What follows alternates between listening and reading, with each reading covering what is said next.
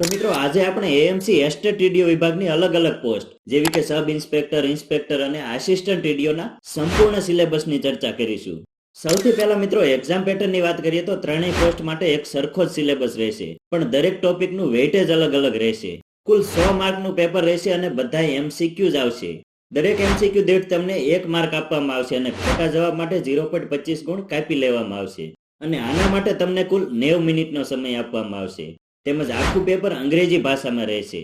હવે મિત્રો ટૂંકમાં સિલેબસની વાત કરીએ તો ત્રણેય પોસ્ટ માટે કંઈક આ મુજબનો સિલેબસ રહેશે, જેમાં ટાઉન પ્લાનિંગ રિલેટેડ અનુક્રમે 5-5 માર્કનું રહેશે. તેમજ લીગલ આસ્પેક્ટ, બિલ્ડિંગ રેગ્યુલેશન અને અલગ અલગ એક્ટ અનુક્રમે 30, 50 અને 65 માર્કનું રહેશે. સિવિલ એન્જિનિયરિંગ અને ઇન્ફ્રાસ્ટ્રક્ચર રિલેટેડ અનુક્રમે 65, 45 અને 30 માર્કનું રહેશે. તેમજ અમદાવાદ અને તેની જીઓગ્રાફી અનુક્રમે 5-5 માર્કનું રહેશે. તો મિત્રો સિલેબસ જોતા એવું લાગે છે કે જો તમારે સબ ઇન્સ્પેક્ટરની પરીક્ષા પાસ કરવી હોય તો સિવિલ એન્જિનિયરિંગના સબ્જેક્ટ પર વધારે ભાર મૂકવો પડશે, કેમ કે સિવિલ એન્જિનિયરિંગ એકલું જ 65 માર્કનું છે.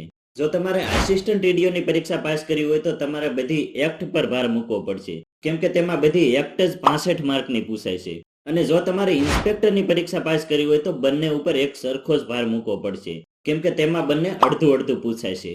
તો મિત્રો મારું માનવું એવું છે કે બધું વાંચી જ નાખજો, કેમ કે ત્રણેય પરીક્ષા આવવાની તો એક સાથે જ છે.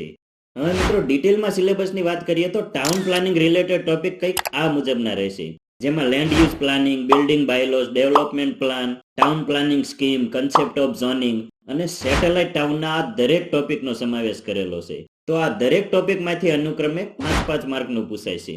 હવે મિત્રો લીગલ આસ્પેક્ટ, બિલ્ડિંગ રેગ્યુલેશન અને અલગ અલગ એક્ટની વાત કરીએ તો તેમાં કુલ 3 ભાગ છે, જેમાં ભાગ 1માં આ મુજબના કુલ 5 ટોપિક છે. તો આમાંથી અનુક્રમે 17, 32 અને 42 માર્કનું પૂછાય છે, જેમાં સૌથી વધારે જીડીસીઆરના પૂછાવાના ચાન્સીસ વધારે છે. ગઈ પરીક્ષામાં પણ 14-15 માર્કનું ખાલી જીડીસીઆર જ હતું.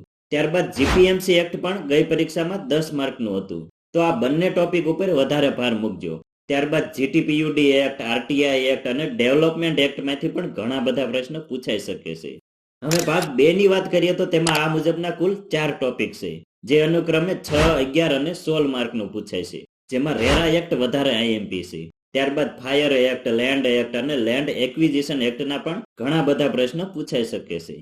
હવે ભાગ 3 ની વાત કરીએ તો તેમાં આ મુજબના કુલ 4 ટોપિક છે. તો મિત્રો આ ભાગ જરા ઇમ્પોર્ટન્ટ નથી, તમે નહીં વાંચો ને તો પણ ચાલશે, કેમ કે આનું વેટેજ અનુક્રમે 2-2 માર્કનું જ છે.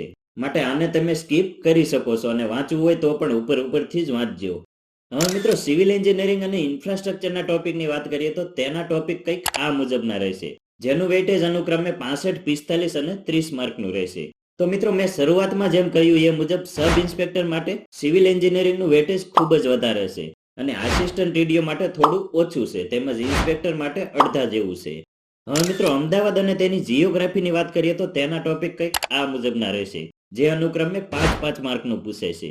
આ ટોપિકનો ઓફિશિયલ સિલેબસમાં કોઈ ઉલ્લેખ કરેલો નથી, પણ આગળની પરીક્ષાઓના આધારે આ મુજબના ટોપિકમાંથી પૂછાઈ શકે છે, જેમ કે અમદાવાદનો ઇતિહાસ, અમદાવાદની ભૂગોળ, અમદાવાદના સ્થાપત્યો, અમદાવાદના નવા બાંધકામો તેમજ અમદાવાદના નવા પ્રોજેક્ટમાંથી તમને પ્રશ્નો પૂછાઈ શકે છે. તો મિત્રો આ હતો આપણો સંપૂર્ણ સિલેબસ.